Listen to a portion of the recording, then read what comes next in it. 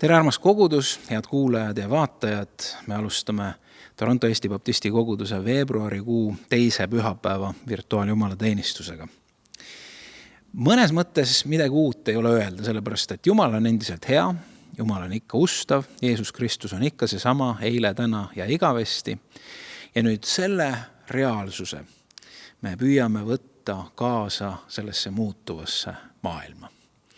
Sest kui Jumal ei muutu, tema suhtumine meisse ei muutu, siis olukorrad ja meid ümbritsev on pidevas muutumises ja see muutuv maailm tahab meid haarata enesesse, tekitada meis hirmu, tekitada meis stressi, küsimusi, mis nüüd saab. Ja samas siis Jumal on kutsumas meid enda sellesse turvalisusse ja muutumatusse ja püsivusse, et kõik läheb hästi. Sa oled minu kallis, sa oled minu armastatud, mina kannan su eest hoolt, panema lootus minu peale. Täna jagab algussõna meile Enn Martin. Muusika osas tahan laulda teiega koos mõned teile väga tuttavad laulud ja jutluses esitan sellise küsimuse, kas Jumal saab mind kasutada? Ütlen juba ette, et selle jutluse käigus või selle valmistamise käigus ma mitu korda tahtsin seda pealkirja ära muuta, aga mõtlesin, et las ta siis olla. Kas Jumal saab mind kasutada sellest tänases jutluses? Hea meel on, et oled koos meiega. Me alustame teenistust kalli Jeesuse Kristuse nimel.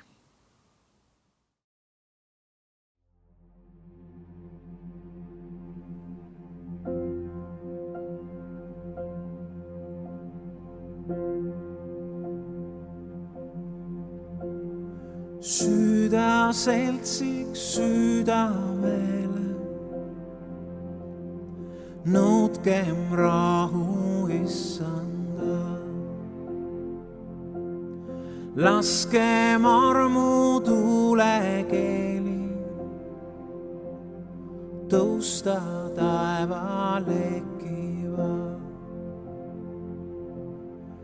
Ta on pea ja meie ta on valgus meie läik, ta on issand meie venna, tema omad meie kõik. Tulge kõik, kes armu saanud, oma tõotust asuma. Talle, kes meid lunastanud, võtkem truudust vanduda. Ja kui armastuse paeltel tugevus peaks puuduma, tal, kes rippus ristinaeltel, võib nad uues siduda. Ühenduses koosutada, võta oma rahvassa, et ei ühtki liiget leita, sinust osa saamata. Kui siis sinu legist tõuseb, valgus sinu rahva soos, siis ma ilmgi tunneb, ütle, siin on Jeesu jüngrid koos. Siis ma ilmgi tunneb, ütle, siin on Jeesu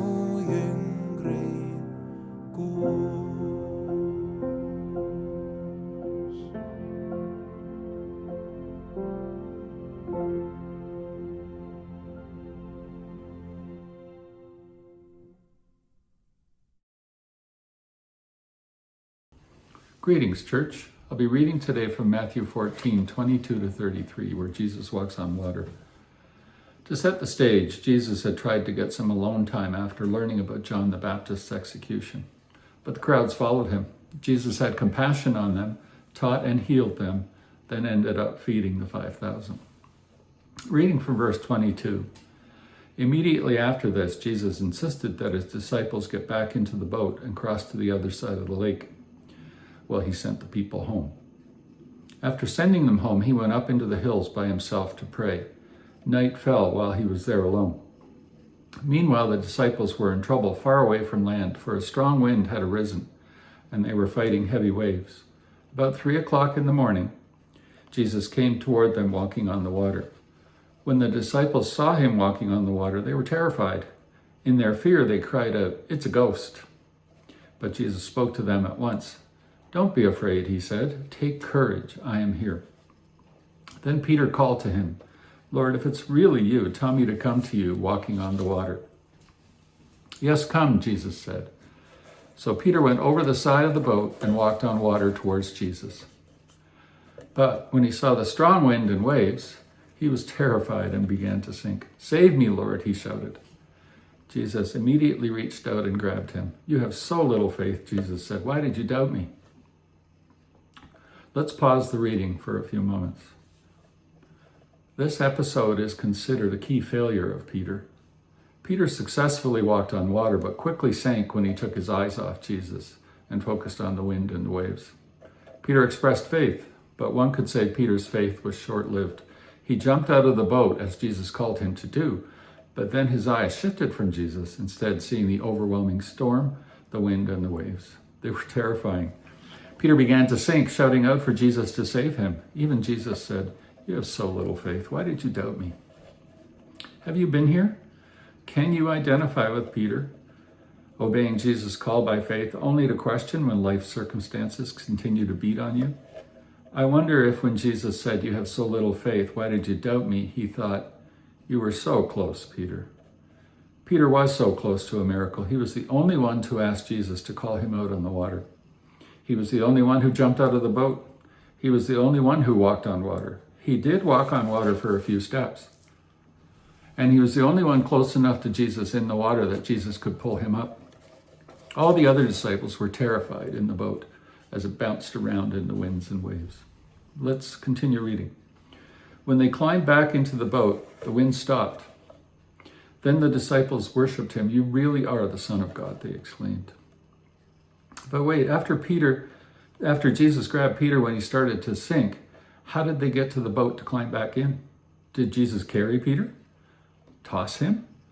The understanding is that Jesus enabled Peter to once again walk on water, but this time with Jesus at his side.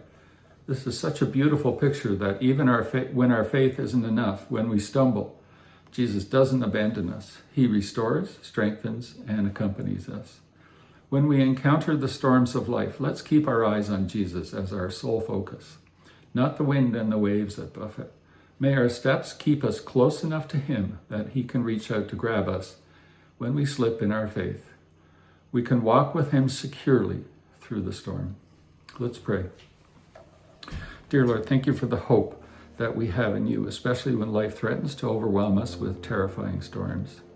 Some watching this may be in the midst of a health storm, a financial storm, a relationship storm, or other terrifying situation.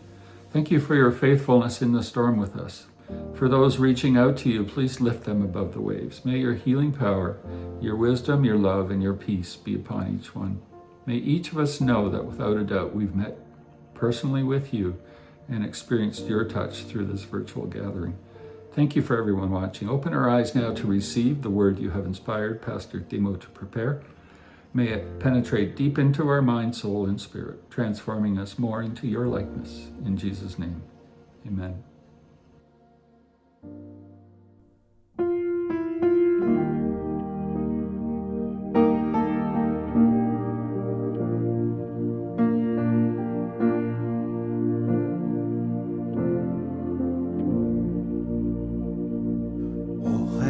Sinu sarnaseks saaksin, Jeesus mu päästja, aita mind sa.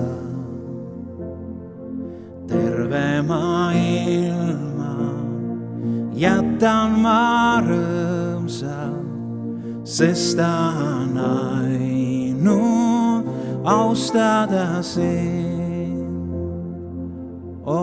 Et ma saaksin, et ma saaksin, Jeesus mu päästja, su sarnaseks. Tule ja täida mind oma väega, tee minu elu õnnistuseks. Et ma võiksin olla kui sina, alandlik püha, õrn südamest, rõõmuga kanda pilget ja naeru, kuni kord krooni saan sinu käest. Et ma saaksin, et ma saaksin, Jeesus mu päästja, su sarnaseks. Tule ja täida mind oma väega, tee minu elu õnnistuseks. Ma võiksin võidelda vapra, uskuda, loota, armastada, aidata nõtru, trööstida kurbi, eksinuid teele juhatada.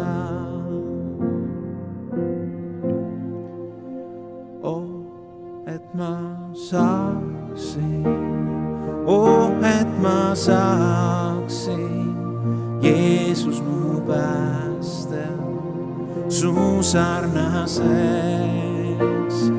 Tule ja täida mind oma väega, tee minu elu õnnistuseks.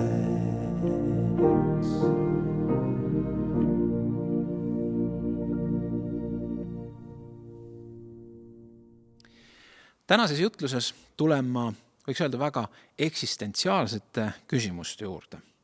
Miks ma elan? Miks ma üldse olemas olen? Kas minu elul on mingisugune suurem eesmärk?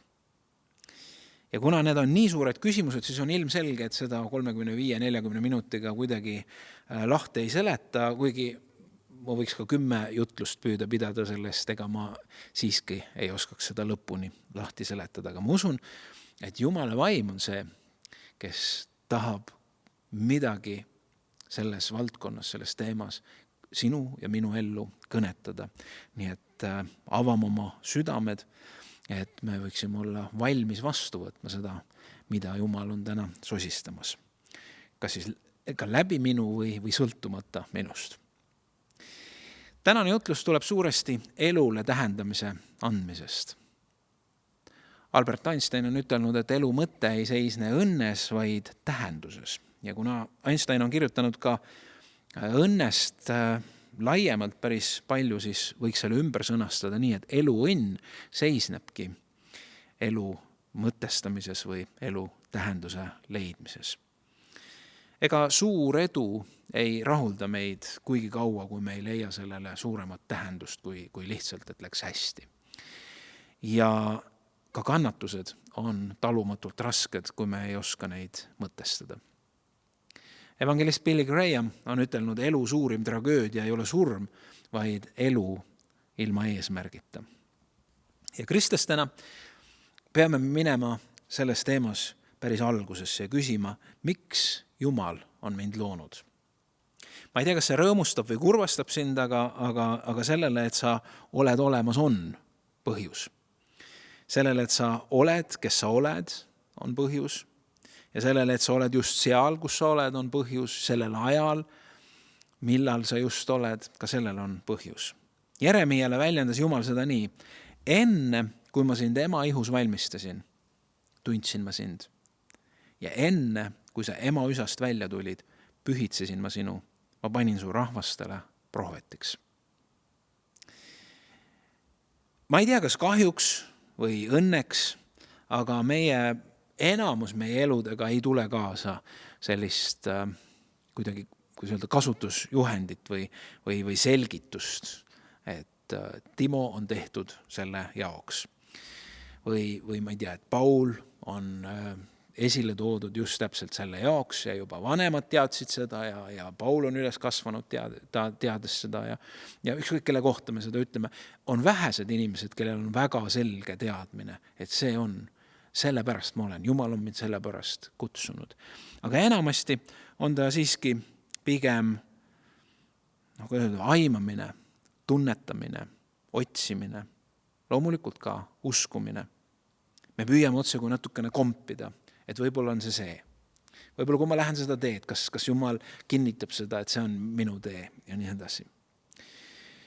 Torontos oma tööd lõpetades ei ole minu peamine mure Eestis see, kuidas ja kas ma tööd leian, kuigi eks ma mõtlen selle peale ka, vaid pigem on see, et kas ma taban ära Jumala tahte, sest igasugused teeristid, on, kuidas öelda, on teatud mõttes lihtne liikuda seal, kus asi läheb nii, nagu enne on läinud.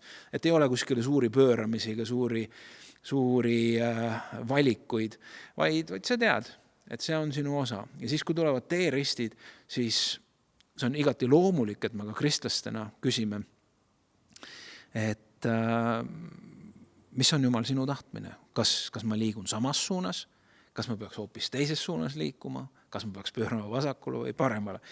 Ma rääkisin koolis sekretäriga, olid mõned paberid seal, mida mul oli vaja leida ja ma ei leidnud ja et tõestada minu kvalifikatsiooni. Ja siis mõtlesin, et võib-olla niimoodi pooleks naljaga, aga natukene tõsiselt mõteldes, et aga võib-olla see ongi see, et märguanne, et ma ongi suvel nagu valik, et mis ma edasi teen, et võib-olla siis ma lähen üldse koolist ära, lähen mingisuguse teise valdkonna peale. Ja ta nii pahandas ja ütles, et ei lähe see kuskile. Ja siis ütles, et mis teil meestel viga on, et kogu aeg keegi teine peab teile nagu märku andma või ütlema, et mida tegema peate. Ja eks natukene võib-olla oli ka õigus, et tahaks nagu ju kellegi kaela ajada, eks ka Jumalaga suheldes on, et kui valiku teed, Jumal ütle ometi selgelt, et siis kui ka on midagi kehvasti, siis on kedagi vähemalt süüdistada, sa ju ise ütlesid, Jumal, et see on sinu tee. Aga jah, me otsime seda, mis on Jumala tahe. Omaette küsimus on see, et kas meie elu on nii mustvalge, et Jumal ongi meie jaoks, ma ei tea, sünnist kuni surmani ühe rasvaselt maha kaardile tõmmatud tee, punktist A, punkti B teinud ja et seal on Jumala õnnistus. See on minu tahe. Ja kõik muud valikud siis on, me kaotame Jumala õnnistuse, seal ei ole Jumala kaitset ja nii edasi. Ma arvan, et see pilt on palju värvilisem ja palju mitmekesisem, aga see on omaette teema. Vaevalt, et ühelgi kristlasel on ükskõik selles osas. Me ikka tahame teha Jumala tahtmist. Me kõik igatseme ju ka mingilgi moel olla tähendusrikkad ja olla Jumala tahtes, kogeda seda, et ma olen Jumala tahtes, see annab iseenesest juba tähendusrikkuse meie tegemistele. Ja tähendusrikkuse mõtestatus ei tähenda kindlasti seda, et kõik teised peavad sellest aru saama, kui tähendusrikas sa oled, vaid me enda sees vajame seda põhjust, mõtestatust. Jumal ütleb Jeremiale, ma panin su prohvetiks. See oli Jumala kutse talle. Ja kuigi see oli üldse mitte kerge kutsumine, tollel ajal olla Vana Testamendi ajal Iisraelis prohvet, hea on anda rõõmsaid sõnumeid ja häid sõnumeid, evangeeliumi kuulutada on iseenesest väga hea, võrreldes sellega, mis oli tolle aja prohvetite roll valdavalt, seepärast, et rahvas kaldus kogu aeg Jumalast eemale ja Jumal prohvetite kaudu kutsus siis rahvast tagasi ja korrigeeris nii rahvast kui kuningaid ja nii edasi. Ja need sõnumid ei olnud sugugi sellised rõõmsad. Ja seega neid sõnumeid eirati, neid prohveteid sageli vihati, neid ei kuulatud ja seal kõrval tekkisid prohvetid, nii-öelda prohvetid, kes neid häid sõnumeid andsid ja nemad olid siis populaarsed ja need päris prohvetid, neid nagu Jeremiiat küll visati kaevu ja tehti muid hirmsaid asju. Aga kui Jumal on sind kutsunud selleks, ega sa vaid ka ei saa olla, siis sa räägid seda, mida Jumal on sulle andnud, sest see on su kutsumus. Sa oledki selleks olemas. Kui vaadata piiblist, mida kirjutatakse sellest, miks Jumal on meid loonud, siis me saame peamiselt 3 tüüpi vastuseid. Annaks veel kindlasti leida, aga suures plaanis meid on loodud Jumala auks ja rõõmuks. Meid on loodud osaduseks temaga ja meid on loodud tegema häid tegusid. Jumala auks ja rõõmuks, osaduseks ja loodud häid tegusid tegema. Jesaja 43 ütleb, too mu pojad kaugelt ja mu tütred maailma äärest, kõik, keda nimetatakse minu nimega ja keda ma oma auks olen loonud, kujundanud ning valmis teinud. Ma ei tea, kui palju sa mõtestad enda olemasolu, et kui sa hommikul ärkad, et sa mõtled, et ma olen keegi, kes on loodud Jumala auks. Ma ei tea, kas sa oled kohanud, oled vanemaid või lapsevanemaid, kes esitlevad igal võimalusel oma lapsi või lapselapsi. Ma mõtlen, et ma olen tõenäoliselt üks nendest. Vanemad ja vanavanemad, nad on uhked oma laste üle. Vahel isegi nende identiteet on täiesti sõltuv nende laste käekäigust. Me oleme Jumala lapsed. Ja võib-olla see kõlab natuke võõralt, aga Jumal tunneb uhkust meie üle. Tal on hea meel meie üle. Ma ei tea, kas sul on meeles Vanas Testamendis, kelle peale Jumal vaatas ja ütles saatanale, et kas sa oled näinud minu sulast? See on täpselt see. Kas sa oled mu last näinud? Võtab lapse pildi välja. Kas sa oled mu last näinud? Kas sa oled mu sulast Hiobit näinud? Ja see küsimus tõi Hiobele kaasa tohutuid kannatusi, vähemalt ajutiselt, aga Jumal nägi selles olukorras nii enne kannatusi kui nende kannatuste sees Hiobis sisu. Saatani jaoks oli võõras mõtteviis, et keegi järgib Jumalat lihtsalt sellepärast, et järgida Jumalat. Et olla kuulekas temale. Tema oli veendunud, et see, miks Hiob järgib Jumalat, selle põhjuseks on see, et ta läheb nii hästi. Ja et kui ta siis ei järgiks Jumalat, siis ta kaotab oma õnnistused ja et on mõistlik, on puhtalt praktiliselt kasulik Jumalat järgida. Ja siis Jumal ütles, et aga okei, tema hing ära võta, aga kõik muu võta talt ära, vaata, mis ta teeb. Ja me teame, seal oli palju küsimusi, seal oli palju kannatamist, aga Hiob jäi Jumalale ustavaks, et isegi kui ta riidles, isegi kui ta ahastas seda Jumala poole. Ja lõpuks ta pidi tõdema, et ma olin ainult kuuldusi kuulnud, et nüüd ma olen tõeliselt kogenud Jumalat läbi selliste kannatuste. Ta austas oma valikutega Jumalat nii heas kui halvas.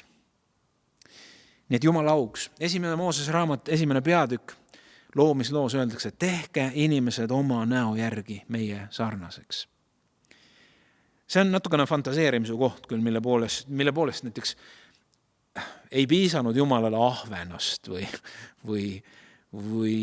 lõvist või ahviga või papaga suhtlemisest. Miks Jumalal jäi väheks? Miks tal oli vaja inimene luua? Keegi, kes on tema sarnane. Jäägu see meie kõigi enda fantaasiaks ja enda vastata, aga Jumal igatses osadust. Ja osadust on võimalik pidada mingilgi moel sarnasega. Ta armastab meiega osaduses olemist. Me ei saa lõpuni sellest aru, sest tegelikult vaevalt, et Jumalal ikkagi otseselt midagi puudu üldse on. Aga millegi pärast oli see tema jaoks oluline luua inimene, keegi tema sarnane, kellega olla osaduses. Me oleme selle pärast loodud. Nii et Jumala auks, Jumala rõõmuks ja Jumalaga osaduses olemiseks ja Efesose 2:10 ütleb, sest meie oleme tema teos. Me ei ole iseennast välja mõtelnud, me oleme tema teos Kristuses Jeesuses, milleks loodud heade tegude tegemiseks. Nii nagu Jumal on juba enne meile seadnud, et me teeksime seda. Nii et see on väga lihtne, kui sa ei tea, kuidas Jumala tahet teha, mis on Jumala tahe sinu elus, siis tee head. Sa teed kindlasti seda, milleks Jumal on meid kutsunud. Eksimisvõimalus on väga väike, kui üldse on. Ole hea ja hooliv inimene. Üldse võib-olla me liiga palju murrame selle üle pead, et mida teha, võib-olla on olulisem otsus ja valik see, et ükskõik mida ma siis teen. Ma teen seda nii hästi kui võimalik ja ma teen seda Jumala auks. Aga see ei ole siiski kõik, lihtsalt olla hea inimene. Iga tegemine peaks sisaldama seda, ükskõik millist kutsumist, aga sellega lihtsalt hea inimene olemisega reeglina meie kutsumine ei piirdu. Kas sa tead, mis on ühendav tiitel või iseloomustav sõna, kui piiblis räägitakse Moosesest, Taavetist, Abrahamist, Jaakobist, Hiobist, Jeesusest, Peetrusest, Paulusest, Jakobusest ja neid on veel. Midagi seob neid. Me võime öelda, et meie jaoks, et nad on usuisad, aga mida piiblis öeldakse? Piiblis öeldakse nende kõigi kohta, ma loen mõned kirjakohad.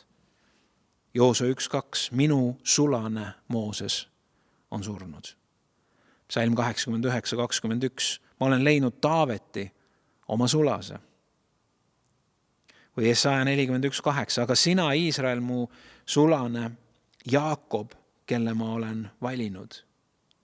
Sulane, Jaakob. Kas oled pannud tähele mu sulast Hiobit juba tsiteeritud kirja kohta? Vaata mu sulane, keda ma toetan, Jesaja 42:1. Vaata, see on mu sulane, kelle ma olen valinud, mu armastatu, kellest mu hingel on hea meel, Paulus, Jeesuse Kristuse sulane, Rooma 1:1. Jaakobus, Jumala issand Jeesuse Kristuse sulane, Jaakobuse kirja algus. Simeon Peetrus, Jeesuse Kristuse sulane ja apostel, 2. Peetruse kirja algus. Ja vaata, ma olen issanda teenija, sündigu mulle sinu sõna järgi, ütleb Luuka 1:38. Me kõik teame lugu talentidest. Üks sai 5 ja teine mees sai 2 ja üks sai 1 talendi ja kui isand tagasi tuli, siis ta ütles 5 ja 2 talendi mehele, tubli, sa hea ja ustav sulane. Ma usun, et see on iga kristlase soov. Ma olen selle peale nii palju mõtelnud. Et kord, kui me kohtume Jeesusega, siis ta võtab meile ümbert kinni või paneb käe õlale ja ütleb, et hästi tehtud, sa hea ja ustav sulane. Aga see tähendab mida? Selleks, et seda kuulda. Mida see tähendab? See tähendab seda, et see, kellelt me neilt sõnu ootame, see peab olema selles elus meie isand. Ainult isand saab ütelda sulasele sellised sõnad. Siis ei ole meie elu mingi, ma ei tea, eneseteostuse või egotripp, vaid meie peamine küsimus selles elus on, kuidas teha isanda tahet. See on ju väga-väga loogiline. Ma olen pealkirjastanud tänase jutluse, kas Jumal saab mind kasutada ja sellepärast võiks ju küsida, et kas, kui me selliselt üldse midagi pealkirjastame, et kas siis minu väärtus kristlasena ongi ainult see, et mind saaks kasutada. Ja see sõna veel omakorda tekitab mingeid assotsiatsioone, ma ei tea, lapstööjõu või väärkohtlemise ja ärakasutamise kontekstis.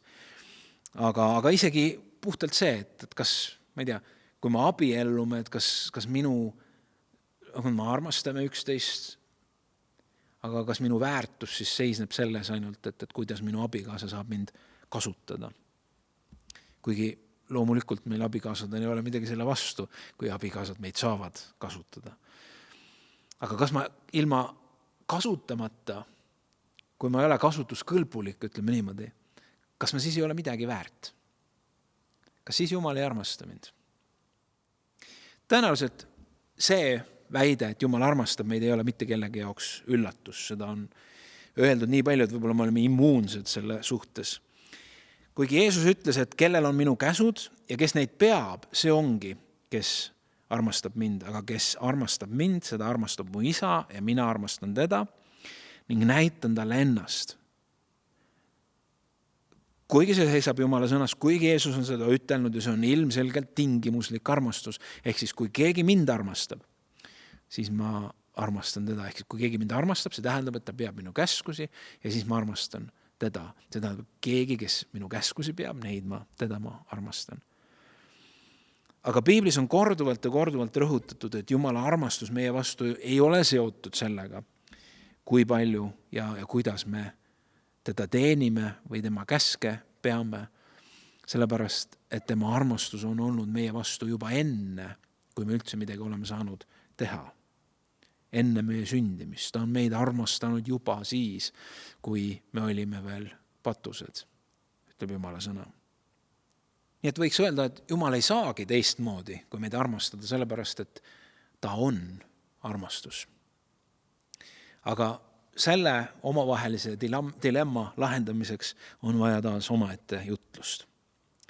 Ma lugesin äsja ühte inspireerivat lugu Stanley Tammist, kes oli tavaline, ka Ameerika ärimees, kes alustas väga väikselt, tuli idee hakata koguma hõbedat, mis filmide tootjatel, filmilintide tootjatel, näiteks Kodakil, fotofilmide tootmisel üle jääb selles töötlemise protsessis, hakata koguma seda hõbedat, mis sealt üle jääb. Ja alguses suure õhinaga hakkas pihta, mõne aja pärast sai aru, et see nii laduselt ei lähe ja firma oli sisuliselt pankrotis ja ta oli plaanimas kogu seda asja lõpetada. Ja siis kõnetas Jumal teda. Ja ütles, et usalda mind. See on päris keeruline koht. Väidetavalt selle firma kodulehekülje peal, kui räägitakse firma sündimise loos, seal on jutud, tal oli vist $12 ja siis ta laenas isalt $20 veel ja ta alustas uuesti ja pannes oma lootuse Jumala peale. Mõne aja pärast, kui see firma oli uuesti nagu tööle saanud, siis ta täitis selle lubaduse, mida ta Jumalaga koos siis uuesti alustades andis ja ta reaalselt läks juristide juurde ja ütles, et ta tahab 51% firma aktsiatest anda või kanda Jumalale. I'd like to have you make out a legal paper that's effective. We're turning 51% of our business over to the Lord. He looked at me kind of peculiar. And then he said, you want to do what? I said, I want to make God my senior partner. He said, why don't you go think it over for 3 months? Then you come back, we'll have another talk. Ja, see oli midagi tekitas hämmingut ja ei olnud võimalik, sest Jumalal ei ole ei pangakontot ega midagi sellist. Ja nii ta lõi ühe sihtasutuse selle firma kõrvale, kellele ta siis andis 51% firma osakutest. Ehk siis juhtimine läks sisuliselt sellele MTÜ-le või mittetulundusühingule. Ja sisuliselt ütles, et Jumal, kui niikuinii kõik kuulub sulle, siis ma teen selle ka paberil selgeks, et nii ongi. Ehk siis mõte oli see, et 51% tuludest ka läheb sellele MTÜ-le ja see läheb kõik Jumala riigi töösse. Ja neil hakkas päris hästi minema. Ja õnnistati erinevaid missioneid, kogudusi ja nii edasi. Sõbrad ja kõik ärikaaslased pidasid seda rumaluseks ja mõned ütlesid, et sa kaotad kontrolli ja riskid oma elu tööga ja ära too usku ärisse ja nii edasi. Aga Stanley vastus oli lihtne, et kui Jumal on mu partner, siis ma ei kaota midagi. Ja hõbeda kogumise see jäi järjest tahaplaanile ja lõpuks nad hakkasid tootma plastanumaid hoopiski ja tekkis siis United States Plastic Corporation.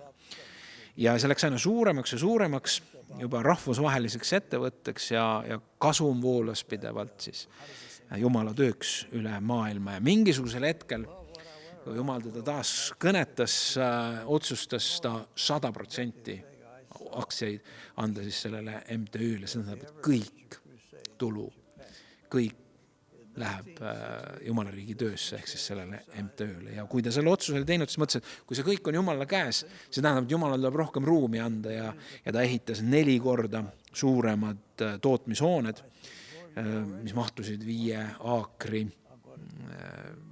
alale, et katuse all oli siis 5 aakrit maad. Ja suure maantee ääres olev tehashoone seina peal on kirjutatud suurelt, et Jeesus on vastus ja rist, nagu kirik oleks. People ask me about giving away my business, and I never thought I did anything important when I did that. You know, I just wanted to please the Lord. See oli Stanley Tammi tee ja pühendumine ja see Jumala Jumala teenijaks olemine. Ta ise küll ütleb, et ta üldsegi ei arva, et ma ei tea, kõik kristlasest ärimehed peaksid seda tegema. Üldse mitte, see oli tema osa ja tema tee, aga tema näide küsib meilt kõigilt ühe küsimuse, et kas Jumal on minu asjade üle kontrolli omamas, kas ta on isand minu elus, või on ta ainult päästa minu elus või on ta ka isand. Johann Sebastian Bach oli mees, kes mattis oma esimese naise ja 10 oma 20 lapsest. Ja võiks öelda, et vaatamata sellele,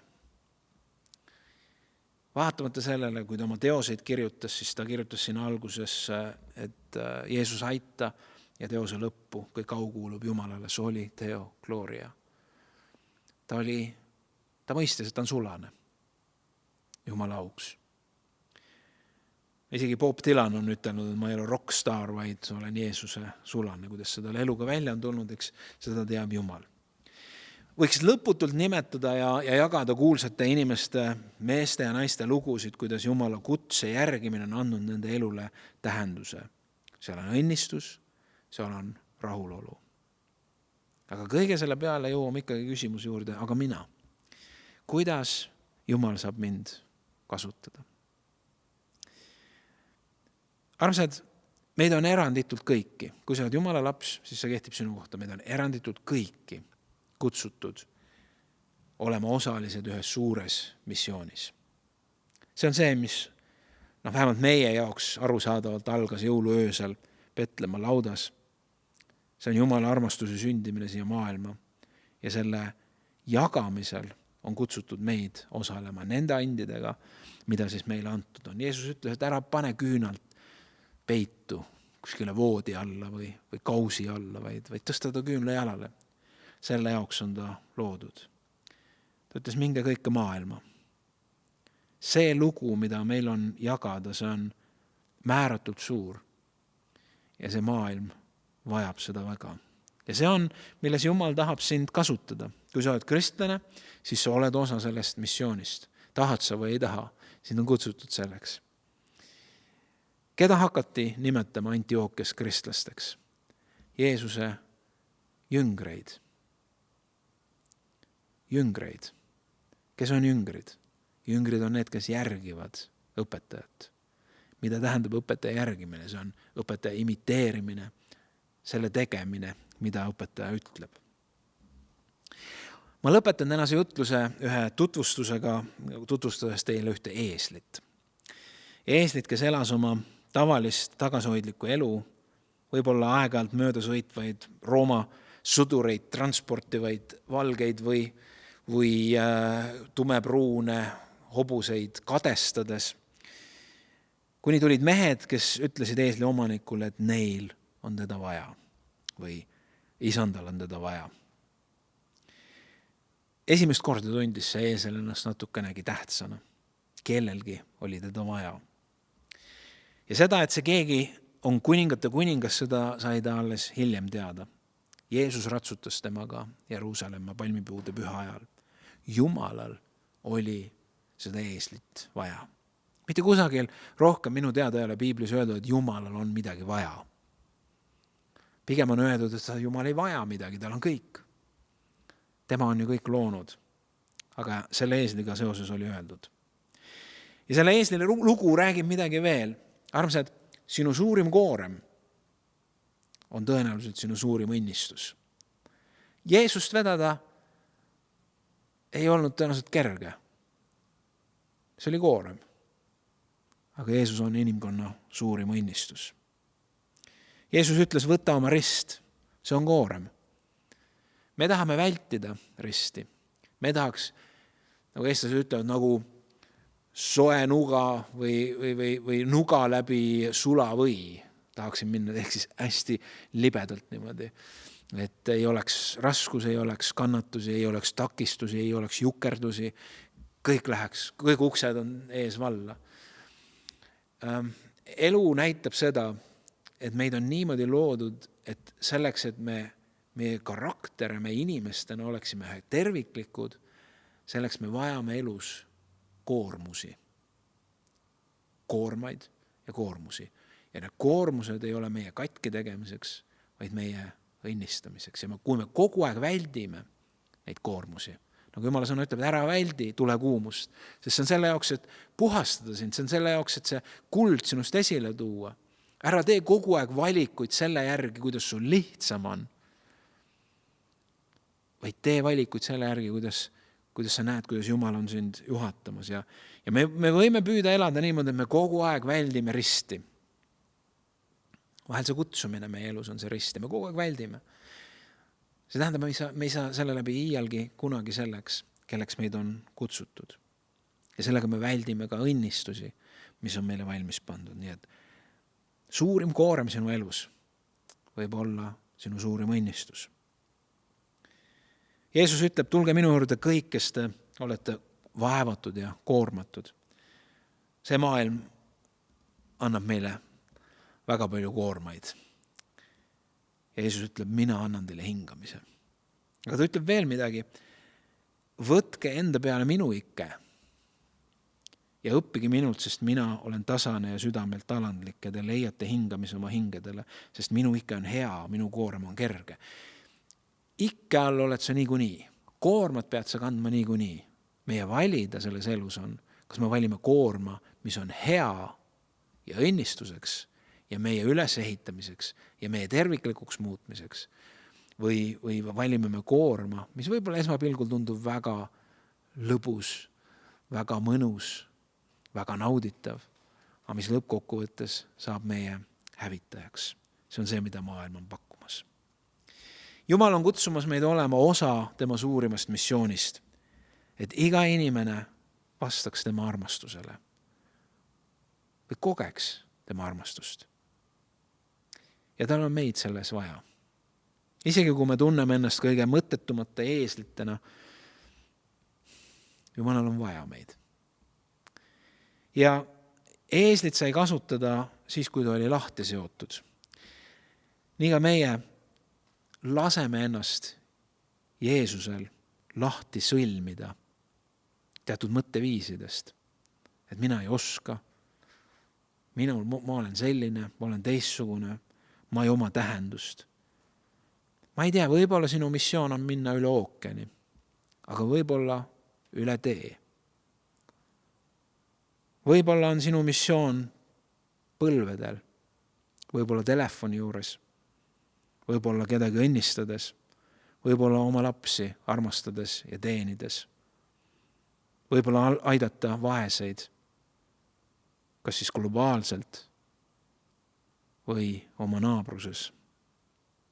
Meie kutsumused on äärmiselt erinevad, aga Jumal tahab ja saab sind kasutada sellisena, kes sa oled ja seal, kus sa oled. Kui Jumal meile silmad näha seda, kuidas Jumal on meid õrnalt juhatamas ja kõrvad kuulda neid sosinaid, kui ta meid oma sosinatega on juhtimas. Tee igal hommikul enda jaoks oluliseks see, et Jumal, ma tahan teha sinu tahet. Jumal, ma tahan olla kuulekas sulle. Ma tahan olla sinu sulane. Püha vaim, aita mind. Olgu see meie palve. Olgu hoitud. Amen.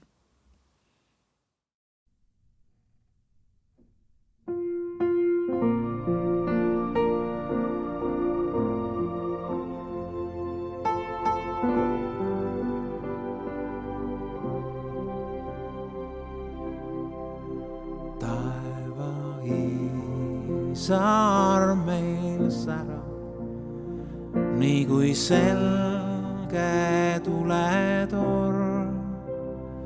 Meie hoolde väiksed lambid ranna ääres jäetud on. Põlegu need väiksed lambid, paistku valgust merele. Mõni meremees siis pääseb surma hädast kindlasti. Patuöö on paks ja pime, lained hirmsalt murravad. Mitmed silmad igatsedes valgust näha tahavad. Põlegu need väiksed lambid, paistku valgust merele. Mõni meremees siis pääseb surma hädast kindlasti. Hoidkem puhtad oma lambid, meremees näeb valgust siis ja võib saada sadamasse, muidu hukkub tormiöös. Põlegu need väiksed lambid, paistku valgust merele. Mõni meremees siis pääseb surma hädast kindlasti. Põlegu need väiksed lambid, paistku valgust merele. Mõni meremees siis pääseb surma hädast kindlasti.